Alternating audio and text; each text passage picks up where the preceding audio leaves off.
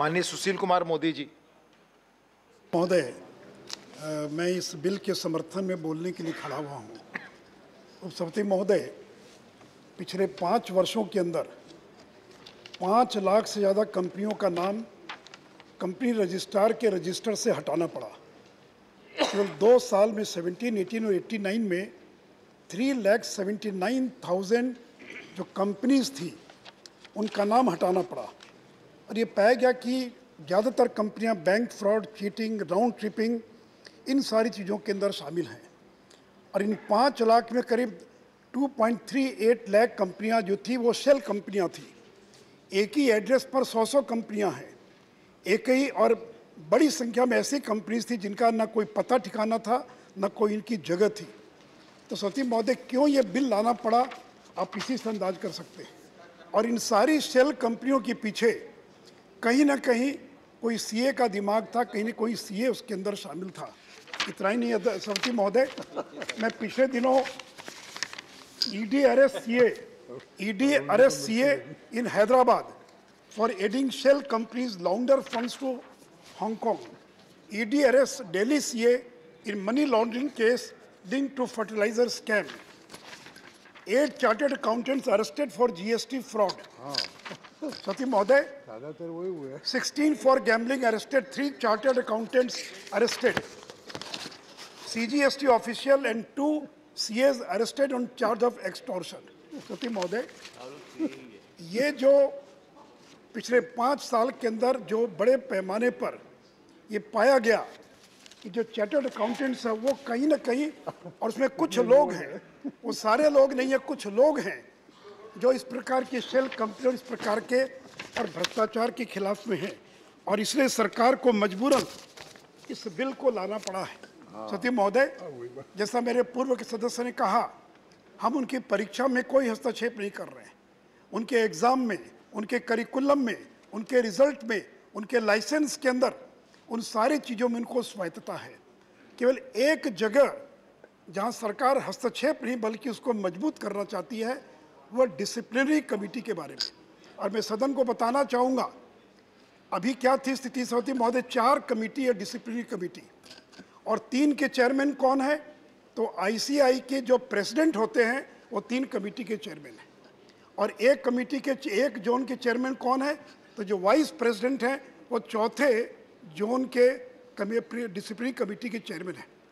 सती महोदय, तो इसीलिए चूंकि कन्फ्लिक्ट ऑफ इंटरेस्ट है, जो चेयरमैन होता है चुनाव जीत कर आता है, लाखों रुपया करोड़ रुपया खर्च होते तब वो चेयरमैन बनता है, और इसलिए वो अपने मेंबर्स के खिलाफ कोई कार्रवाई नहीं कर पाता है। और इसलिए पिछले वर्षों में पाया गया कि सैकड़ों की संख्या में केसेस पेंडिंग है, वर्षों तक कोई कार्रवाई नहीं हुई, दबा के रखा गया, फ्लिम्सी ग्राउंड पर उसको रिजेक्ट कर दिया गया। यहाँ तक कि सीबीआई, ईडी और सरकार ने जो कंप्लेन रेकमेंड किया था उस पर भी वर्षों तक कोई कार्रवाई नहीं हुई। और सत्यव्रत महोदय, जो लोग कहते हैं कि उनको एक्सपर्टाइज नहीं है, सीए होना चाहिए, मैं उनको बताना चाहूँगा कि जो डायरेक्टर डिसिप्लिन का जो पोस्ट, डायरेक्टर डिसिप्लिन, वो सीए होगा। और 22 लोग रहते हैं उसके अंदर कमेटी में, डायरेक्टोरेट में, उसमें 11 सीए होंगे, और वही लोग पूरा केस तैयार करके और डायरेक्टोरेट के सामने प्रेजेंट करेंगे। और सती महोदय, जहाँ तक कमेटी की बात है, कंपोजिशन की बात है, केवल सरकार ने ये किया है कि जो प्रिजाइडिंग ऑफिसर होगा वो नॉन सीए होगा। और सती महोदय, मैं सवाल पूछना चाहता हूँ, आप कहते हैं कि एक्सपर्टाइज नहीं है, कल डिसिप्लिनरी कमेटी का जो निर्णय होता था वो अपील में कहाँ जाता था, ट्रिब्यूनल में जाता था, वहाँ तो कोई सीए नहीं है। ट्रिब्यूनल के निर्णय के खिलाफ कोर्ट में जाते हैं, वहाँ तो कोई सीए नहीं है। हाईकोर्ट के निर्णय के खिलाफ सुप्रीम कोर्ट में जाते हैं, वहाँ तो कोई सीए नहीं है। तो सती महोदय, केवल कन्फ्लिक्ट ऑफ इंटरेस्ट, जो विरोधाभास था, कन्फ्लिक्ट था, उसी को केवल दूर करने का प्रयास किया गया। और केवल ये कहा गया है कि जो डिसिप्लिनरी कमेटी है उसका जो प्रिजाइडिंग ऑफिसर होगा वो नॉन सीए होगा। और पहले सरकार नॉमिनेट करती थी सती महोदय उसके मेंबर्स को, लेकिन अब सरकार नॉमिनेट नहीं करेगी। जो सीए की काउंसिल है वो एक पैनल तैयार करेगी, और उसी पैनल में से सरकार जो नामों का चयन करेगी। तो जो राज्य केंद्र सरकार को नॉमिनेट करने का अधिकार था वो भी इसमें से समाप्त हो गया। आप पैनल बनाइए प्रिजाइडिंग ऑफिसर्स का, सरकार उसमें से चयन करेगी। आप मेंबर्स का पैनल बनाइए, सरकार उसमें से चयन करेगी। इसलिए सौती महोदय, मुझे इसलिए इसमें कहीं कोई इस प्रकार की बात नहीं है सौती महोदय।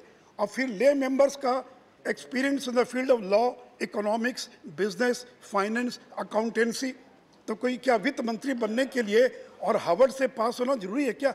या स्वास्थ्य मंत्री मंडाविया साहब इतना अच्छा काम कर रहे हैं, वो क्या एमबीबीएस डॉक्टर हैं क्या? तो सौती महोदय, एक्सपर्टाइज की जरूरत नहीं है, हाँ, लेकिन उस फील्ड का ज्ञान जरूर उसको होना चाहिए सौती महोदय।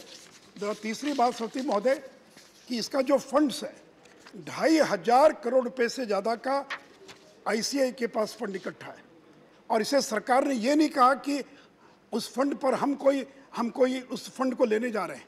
केवल ये कहा कि जो सीएजी है, वो सीएजी के जो ऑडिटर्स का पैनल है, उसमें से आप नाम तय कीजिए, और आप जो नाम तय करेंगे वही ऑडिट करेगा। सरकार या सीएजी ऑडिट करने नहीं जा रही है। और सौती महोदय, पिछले दिनों कई इस प्रकार के मामले आए, समय नहीं है। एक समय में आईडीबीआई का टियर 2 का जो बॉन्ड था, उसमें करीब 800 करोड़ रुपया इन्वेस्ट कर दिया गया, जो उसके रेगुलेशन के खिलाफ में था। बैंकों में पैसा जमा करने की होड़ मची रहती है, और लोगों को मालूम है कि अगर किसी बैंक में पैसा जमा करेंगे तो उसके बदले में क्या मिलता है सौती महोदय। तो सौती महोदय, केवल जो डिसिप्लिनरी कमिटी है उसको स्ट्रेंथन करने का काम किया गया है। और सौती महोदय, मैं एक बात और बताना चाहूँगा, दुनिया के अधिकांश देशों में, चाहे यूएसए हो, यूके हो, ऑस्ट्रेलिया हो, कनाडा हो, साउथ अफ्रीका हो, दुनिया के सभी देशों के अंदर जो अकाउंटिंग जो संस्थाएं हैं, उनके जो डिसिप्लिनरी कमिटी है, उसके अंदर नॉन सीए जो हैं वही उसके मेंबर्स होते हैं, ताकि कन्फ्लिक्ट ऑफ इंटरेस्ट ना रहे। Separation of elected bodies members from investigation and disciplinary process. America में तो सौती महोदय 56 बोर्ड्स हैं, या तो भारत में एक केवल आईसीआई है जो सीए की डिग्री प्रदान करता है। अमेरिका में 56 बोर्ड्स हैं, और उस बोर्ड्स के जो भी अपॉइंटमेंट होता है वो सरकार करती है। साउथ अफ्रीका में, ऑस्ट्रेलिया में, कनाडा में, यहाँ तक कि इंटरनेशनल फेडरेशन ऑफ अकाउंटेंट्स, उसके 175 मेंबर हैं, 130 देशों के लोग उसके मेंबर हैं। उसकी अनुशंसा है कि डिसिप्लिनरी कमिटी के अंदर नॉन जो अकाउंटिंग के लोग हैं वही उसके मेंबर होना चाहिए, ताकि वह दूध का दूध और पानी का पानी कर सके, और नहीं तो उस कन्फ्लिक्ट ऑफ इंटरेस्ट के कारण वो उसमें नहीं कर पाएंगे। सौती महोदय, एक और विरोध किया जा रहा है, कहा जा रहा है कोऑर्डिनेशन कमेटी की क्या आवश्यकता है।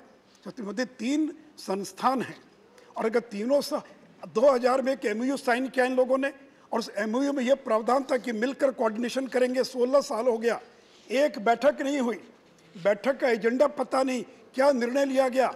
अब सरकार ने कहा कि तीनों जो संस्थाएं हैं उसके लिए कोऑर्डिनेशन कमेटी होगी, जिसको प्रिजाइड करेंगे कंपनी सेक्रेटरीज के, जो कंपनी अफेयर्स के जो सेक्रेटरी हैं, और तीनों संस्थाओं के प्रेसिडेंट, वाइस प्रेसिडेंट और सेक्रेटरी उसके मेंबर होंगे। इसमें क्या आपत्ति सौती महोदय? इसका भी विरोध किया जा रहा है। और सौती महोदय, जो एक सबसे महत्व की बात है, अभी तक केवल कार्रवाई करने का अधिकार था चार्टर्ड अकाउंटेंट पर, लेकिन जो चार्टर्ड अकाउंटेंट फर्म्स है उन पर कार्रवाई करने का चार्टर्ड अकाउंटेंट इंस्टीट्यूट को अधिकार नहीं था। और ये सदन सत्यम स्कैंडल के बारे में जानता है, 7100 करोड़ से ज़्यादा का आईटी का फ्रॉड हुआ था सौती महोदय, और उसके बाद आईसीआई ने खुद जो है रेकमेंड किया कि जो कॉरपोरेट जो फर्म्स हैं चार्टर्ड अकाउंटेंट के, उन पर भी कार्रवाई करने का अधिकार दिया जाए। तो सौती महोदय, इस बिल के द्वारा केवल मेंबर्स नहीं, तो सौती महोदय, इस बिल के द्वारा केवल मेंबर्स नहीं, अगर कोई मेंबर जो किसी फर्म का सदस्य है और लगातार 5 साल तक शिकायत अगर मिल रही है, तो वैसी स्थिति में अधिकतम 25 लाख रुपया तक उस पर जुर्माना लगाया जा सकता है, और उसके मेंबर को या उसको डिबार किया जा सकता है। और सौती महोदय, पहले कोई टाइमलाइन नहीं था कितने दिनों में प्रोसीडिंग पूरी होगी।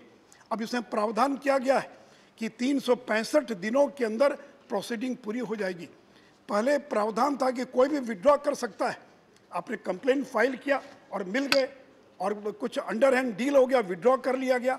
अब इसमें प्रावधान किया गया कि कोई भी विड्रॉल कंप्लेंट नॉट परमिसिबल, कोई भी इसके अंदर कोई और इसको कंप्लेंट को विड्रॉ नहीं कर सकता है। और सौती महोदय, पहले जो चेयरमैन था उसी को सेक्रेटरी का भी पावर था, सारे पावर्स चेयरमैन के पास थे।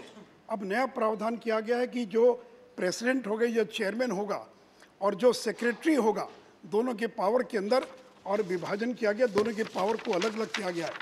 और सती महोदय, इतना ही नहीं तो साथ ही साथ मैं सदन को ये भी बताना चाहूँगा, जो NFRA बना है, नेशनल फाइनेंशियल रिपोर्टिंग अथॉरिटी, तो अब उसमें यह प्रावधान किया गया कि जो लिस्टेड कंपनीज हैं, जो अनलिस्टेड कंपनीज है 500 करोड़ रुपए से ज़्यादा जिनका टर्नओवर है, जो बैंक्स है, जो इंश्योरेंस है, उनके अकाउंटिंग स्टैंडर्ड जो है वो NFRA और निर्धारित करेगी। इसलिए सभापति महोदय, उपसभापति महोदय, मैं सदन के माध्यम से अपने चार्टर्ड अकाउंटेंट्स को भी आश्वस्त करना चाहूँगा, बड़ी स्ट्रांग लॉबी है, एक एक मेंबर के पास जाते हैं, लोगों को समझाने का प्रयास करते हैं, लेकिन मैं आदरणीय प्रधानमंत्री जी को धन्यवाद देना चाहूँगा जिन्होंने भ्रष्टाचार के खिलाफ जो संघर्ष, जो ऐलान किया है, उसको परिणति तक पहुँचाने के लिए आवश्यक था कि जो चार्टर्ड अकाउंटेंट्स की जो बॉडी है, इसके जो डिसिप्लिनरी, इसमें जो डिसिप्लिनरी कमिटी है उसको और स्ट्रेंथन किया जाए। और ऐसा नहीं सती महोदय कि सारे के सारे लोग गड़बड़ है। अभी मैं गया था अबू धाबी, एक संसदीय प्रतिनिधिमंडल के अंदर, अबू धाबी में 800 से ज़्यादा चार्टर्ड अकाउंटेंट केवल अबू धाबी में, केवल दुबई के अंदर 1500 से ज़्यादा चार्टर्ड अकाउंटेंट है। हमारे चार्टर्ड अकाउंटेंट ने पूरी दुनिया में भारत का नाम रोशन किया है। और जब कोई कहता है कि मैं CA हूँ, तो हमारी उसकी प्रतिष्ठा समाज के अंदर तुरंत बढ़ जाती है। IAS है या IPS है, ये चार्टर्ड अकाउंटेंट। तो अधिकांश चार्टर्ड अकाउंटेंट ईमानदारी से काम करते हैं। और जैसा PM ने कहा, ICI के सम्मेलन में भाषण देते हुए कहा कि क्लाइंट के लिए काम मत करो, देश के लिए काम करो। क्लाइंट के लिए काम करना अलग बात है और देश के लिए काम करना अलग बात है। इसलिए उपसभापति महोदय, मैं निर्मला सीतारमण जी को और आदरणीय प्रधानमंत्री जी को धन्यवाद देना चाहूँगा कि जिनकी प्रेरणा से ये बिल इस सदन के अंदर आया है। और मैं ये विश्वास दिलाता हूँ कि कोई हस्तक्षेप नहीं होगा, कोई उनकी ऑटोनॉमी को प्रभावित नहीं किया जाएगा। केवल जो गलत लोग हैं, जो मिसकंडक्ट करने वाले जो लोग हैं, उन्हीं पर कार्रवाई करने के लिए इसके अंदर कड़े प्रावधान किए गए। धन्यवाद।